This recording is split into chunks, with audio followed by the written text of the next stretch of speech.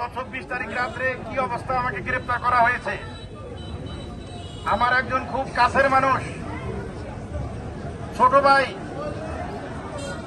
রাত্রের পুরো 1টা বাজে আমাকে কল দিছে, ভাই আপনার সাথে জরুরি একটু কথা ছিল, কালকে কখন দেখা হবে। আমি বলছি আমি এখন তো রাত্র, কালকে সকালে দেখা হবে, আমি খুব অসুস্থ, আজকে আমি বাজারও যাই নাই। ভাই আপনি ঘরে আছেন? আমি বললাম আমি ঘরে আছি। ঠিক 10 মিনিট পরে আমার বাড়ি ঘেরাও করছে পুলিশে। 16 জন পুলিশ টানা হেঁচড়া করে আমাকে গাড়িতে উঠে নিয়ে আসছে। আমি পঙ্গুর মতো হাঁটতে পারি না। যাক, জেলখানা যাওয়ার পরে আমার ছেলে জেলার কাছে পরিচয় দিছে যে আমার বাবা এই পরিচয় পেয়ে জেলার আমার কিছু চিকিৎসার ব্যবস্থা করেছে, সেজন্য আমি এখন সুস্থ হয়ে হাঁটতে পারতেছি।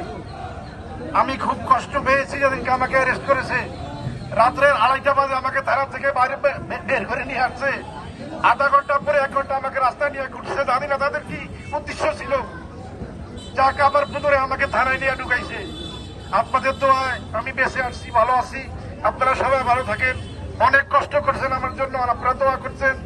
আমার সাথে আমার জয়েন্ট মেম্বার ছিল, আমরা একই সাথে অ্যারেস্ট হয়েছি, একই রাত্রে অ্যারেস্ট হয়েছি।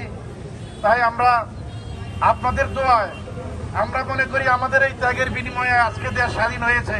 আমরা মুক্ত দেশে 71-এর স্বাধীনে পাকিস্তান থেকে দেশ স্বাধীন হয়েছে। 2024-এর এই যুদ্ধে ভারতের থেকে দেশ স্বাধীন হয়েছে। আপনারা জানেন ভারতের মুখ্যমন্ত্রী ঠিকই আজ ভারতে পলাই গিয়েছে, সে আর বাংলাদেশে নেই। তাই আপনারা বিজয় হয়েছেন, বিজয় পেয়েছেন। বিজয় পাওয়া বড় কথা না, বিজয় ধরে রাখা বড় কথা। আমরা এই বিজয় ধরে রাখবো। আমাদের প্রাণ প্রিয় নেতা তারুণ্যের অহংকার তারেক রহমানের অপেক্ষায় আমরা আছি। তার নির্দেশে আমরা আগামী পথ চলবো। ধন্যবাদ সবাইকে, অনেক কষ্ট করেছেন। সবাই ভালো থাকেন। এখন আপনাদের কাছে একটু সালাম বিনিময় করবেন আমাদের 15 নম্বর ইউনিয়নের 1 নং ওয়ার্ডের মেম্বার জহির মেম্বার সাহেব, উপজেলা যুবদলের যুগ্ম সাধারণ সম্পাদক